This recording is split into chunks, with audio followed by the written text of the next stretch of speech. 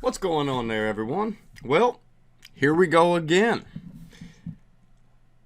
I don't know how many times we're going to see some type of ethics complaint or something come out of these progressive squad members. It seems now that the only one that has been unaffected by their own, I would like to say, arrogance, because I think that's what most of these progressives are dealing with, is their own arrogance is getting them in trouble with these ethics violations. But yeah, it seems the only one that hasn't been affected is Ayanna Pressley. She also is the only one that has voted against her fellow squad member, so I give her mad credit for that. But she's still a progressive, so that takes a lot of that credit back. Let's get into this story from the Daily Caller. Ethics panel recommends subpoena for Rashida Tlaib over problematic campaign payments. This is something that it seems, we've seen Ilhan Omar actually had to pay back money. Not that much, somewhere around $1,200 or something like that. But she still was found guilty of ethics violations due to campaign finances.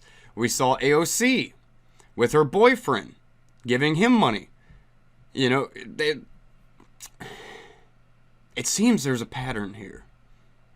But, that just shows you how much you can trust and believe these progressives. AOC's big thing was, the corruption and these establishment, blah, blah, blah. Well, y'all are going right along with them. So, what are you trying to say? All I can say is stop. You're the same thing as all these other people. Stop trying to say you're different, because you're not. But let's get into the story. The Office of Congressional Ethics recommended subpoenaing Representative Rashida Tlaib and several of her campaign staffers as part of an investigation into whether the Michigan Democrat improperly diverted campaign funds for personal use. All 5 members of the board of the OCE voted, all of them, voted to recommend that the House Ethics Committee continue an investigation into Tlaib over a $17,500 in payments she received from the campaign after her election win, November 6, 2018. And that's where the problem comes in. This payment was given to her after the election. That's a big no-no. In order to be paid through campaign finance for anything, I do believe it has to be before you are actually elected. That's what I'm getting. So, House rules allow candidates... Oh, here you go. House rules allow candidates to receive salaries during their campaigns that are not greater than what they earned in the year before starting their campaign. Candidates are also allowed to receive funds only up until the general election. That's where the problem comes in, is because she was getting campaign funds for personal usage after the general election. So that's where she screwed up real big. OCE released emails, campaign spreadsheets, and paycheck stubs that show Tlaib was paid after Election Day. Automatic, you screwed up there, whether you intentionally were doing something wrong or not. You're in government office and you're running for government office. I expect you to follow the rules and to know the rules behind it. It comes with the territory. Tlaib received $45,500 between May 7th, 2018 and December 1st, 2019. That's a whole lot of money. What was she doing beforehand? That's what I would like to know. What was her job beforehand? Does that add up? Because that's a whole lot of money. In my area, around the Prince George Hopewell region of Virginia, you are working one heck of a job to get paid $45,000 a year. I mean, a heck of a job. The 2 potentially problematic payments were made November 16th, 2018 for $2,000 and $15,500 on December 1st, 2018. All of this seems to be after the election, so that could be a big problem. If Representative Tlaib converted campaign funds from Rashida Tlaib for Congress to personal use, or if Representative Tlaib's campaign committee expended funds that were not attributed to a bona fide campaign or political purposes, then Representative Tlaib may have violated House rules, standard of conduct, and federal law, OCE said. That's a big deal. And like I said, this isn't the first time we're seeing things like this out of these so-called progressive democratic socialists. This lines up perfect with socialism and communism, though, because they are so corrupt from inception. But this is what they see, because these people, they consider themselves elites now. They don't have to answer, in their minds, they don't have to answer for what us normies would have to answer to, because they're elites. They're in the government. They are better than you. At least they feel that way. And we've heard AOC herself pretty much proclaim that, yeah, step aside. It's time for me to do everything. Screw y'all. She pretty much said that. I mean, not as bombastic as I did. But yeah. The report stated that Tlaib, campaign treasurer So Suzuki, campaign manager Andy Gadiris, and campaign staffer Amanda Kay refused to provide documents to the committee for the investigation. A little bit of an obstruction of an investigation. Sure. But I'm not going to harp on that. That just goes to further the investigators' calls against Tlaib. Because Representative Tlaib refused to interview with the OCE could not address these potentially problematic payments with her. Likewise, the OCE was unable to address these documents with members of her campaign staff given their refusal to interview with OCE, the report stated. Tlaib denied wrongdoing. The Progressive Democrat said she received the minimum salary payments necessary for me to meet my personal financial obligations while ensuring that the campaign reserved the resources needed to reach voters, in a statement to Detroit News.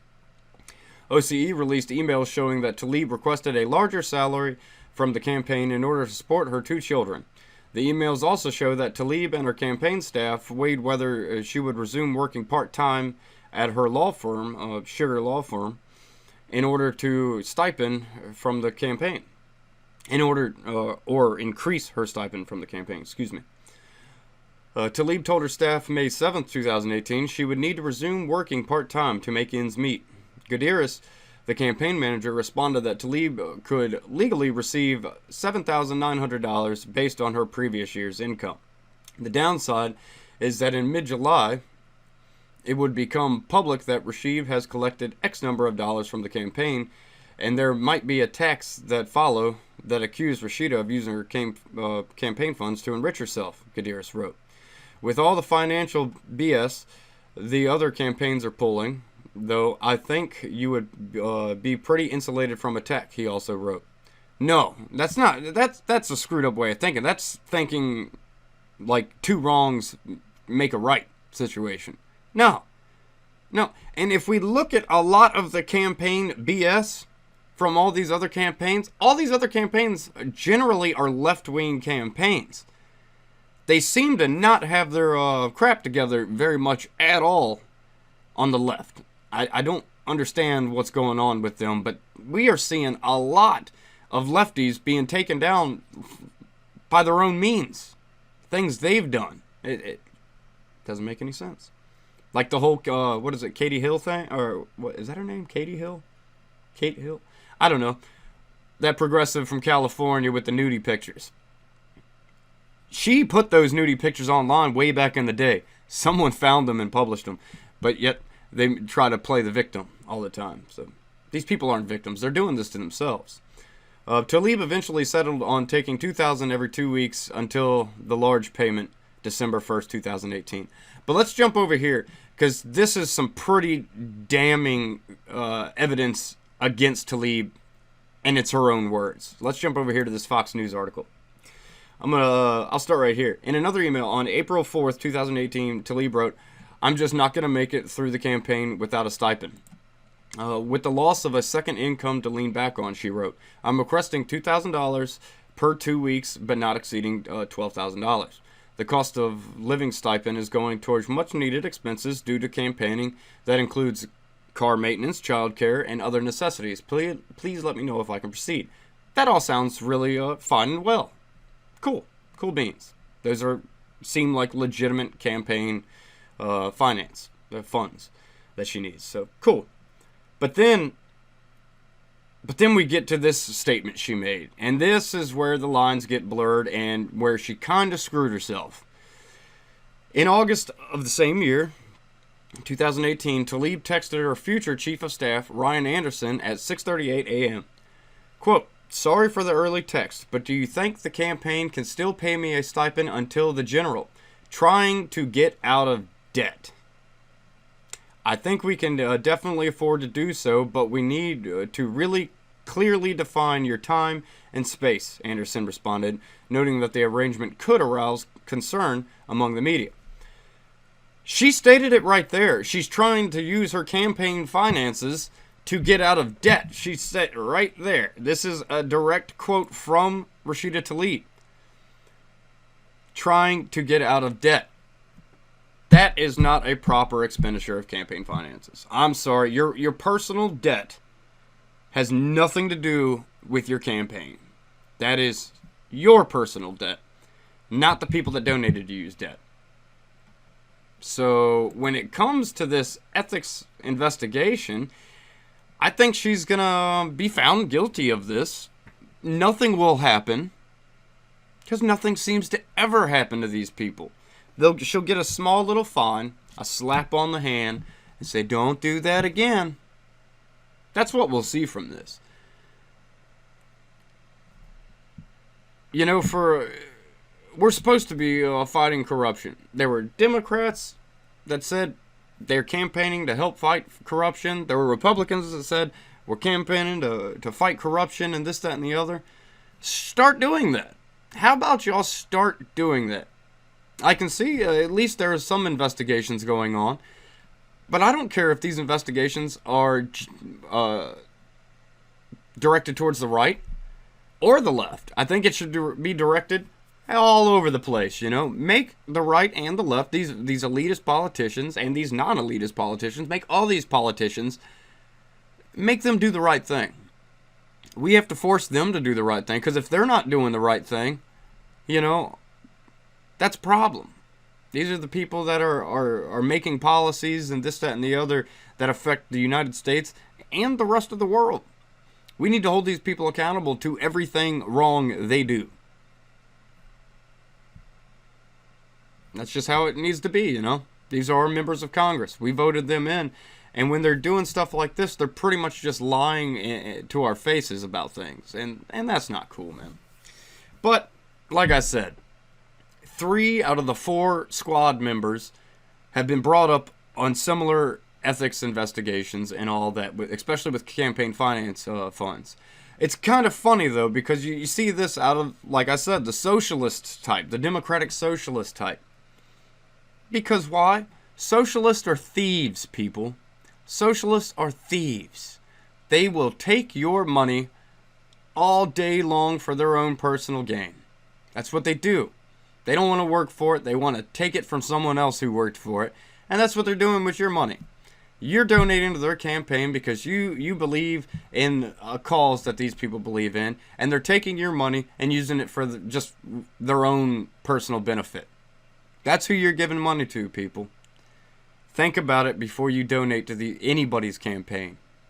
Especially someone who claims to be a democratic socialist.